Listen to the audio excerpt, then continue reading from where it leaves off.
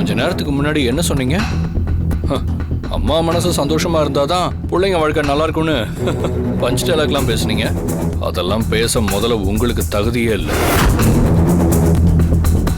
சிவா, நீ உன் அம்மா கிட்ட பேசிட்டு இருக்கேங்கிறத மனசுல வச்சுக்கிட்டு மரியாதையா பேசு. அந்த வார்த்தையை திரும்ப சொல்லுங்க. மரியாதைங்கிற வார்த்தையை பத்தி பேசுறதுக்கு முதல்ல உங்களுக்கு தகுதி இல்லை. ஆனா உங்க மேல அம்மாங்கிற மரியாதை வச்சிருக்கிற ஒரே காரணத்துக்காக தான் பொறுமையா பேசிட்டு இருக்கேன். இல்லைன்னா அசிங்கமா பேச வேண்டி வரும். சிவா, என்ன பேசுறோன்னு தெரிஞ்சுக்கிட்டு தான் பேசுறியா? உங்களை பத்தியெல்லாம் எனக்கு தெரிஞ்சதுனால தான் இப்படி பேசிட்டு இருக்கேன். எவ்வளவு ஒருத்திக்காக உன் அம்மா கிட்ட நீ இப்படிதான் பேசுவியா? உனக்கு வர வர புத்தியெல்லாம் பேதலிச்சு போச்சு. அவ யாரோ ஒருத்தி கிடையாது, நான் தாலி கட்டின என்னோட பொண்டாட்டி.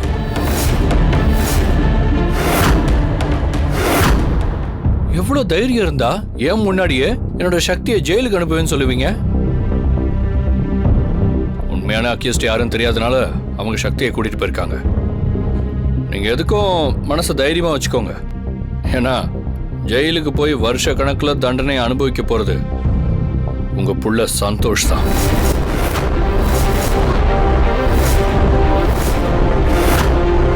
இந்த வீட்டில் எல்லாரும் பார்க்குற மாதிரி நாளைக்கு உங்க புள்ளைய கையில விலங்கு போட்டு அரெஸ்ட் பண்ணி கூட்டிட்டு போகத்தான் போறாங்க. அதை உங்க கண்குளிர நீங்க பார்க்க தான் போறீங்க.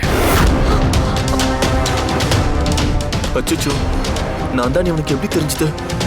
எல்லாத்தையும் கூட இருந்து பார்த்த மாதிரி சொல்றானே. உங்க பையனோட சேர்ந்து அவனோட க்ளோஸ் ஃப்ரெண்ட்ஸ் 3 பேரும் மொத்தமா ஜெயிலுக்கு போவாங்க. என் சக்தி ஜெயிலுக்கு போக காரணமா இருந்த அந்த 4 பேரையும் நான் சும்மா விட மாட்டேன்.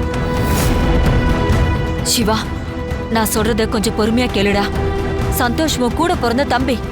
அவன் தப்பே பண்ணியிருந்தாலும் நீ அவனை பெருந்தன்மையா மன்னிக்கணும். கேவலம் வீட்டுல 10 பாத்திரம் தேய்க்கிற ஒரு வேலைக்காரிக்காகவா நம்ம சந்தோஷம் மாட்டி விட பாக்குற?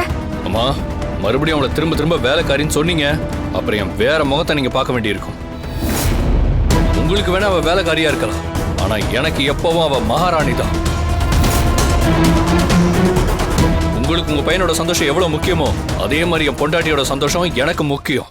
இதெல்லாம் பேசுறதுக்கு நல்லா இருக்கும் சிவா, நடைமுறை வாழ்க்கைக்கு ஒத்து வராது. அந்த வேலைக்காரி தான் உன் பொண்டாட்டின்னு வெளியில சொன்னா உன்னை என்ன நினைப்பாங்க? நம்ம ஸ்டேட்டஸ் என்ன ஆகுறது? கொஞ்சம் நீயே யோசிச்சு பாரு. இங்க பாரு, அம்மா உன் நல்லதுக்கு தானே சொல்றேன். நீ அனிதாவை கல்யாணம் பண்ணிக்கோ. அது மட்டும் நடந்துச்சுன்னா இந்த சொத்து கம்பெனி எல்லாமே உனக்கு தான்.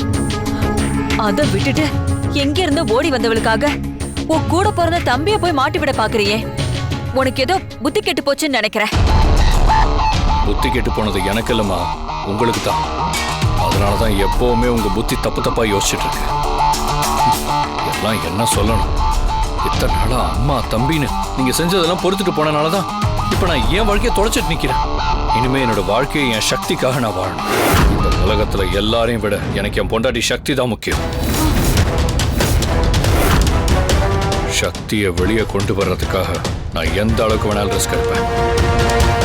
அவ மேல தப்பு இல்லைன்னு நிரூபிக்க உண்மையான குற்றவாளி என் தம்பியா இருந்தாலும் அவனை நான் சும்மா விட மாட்டேன்.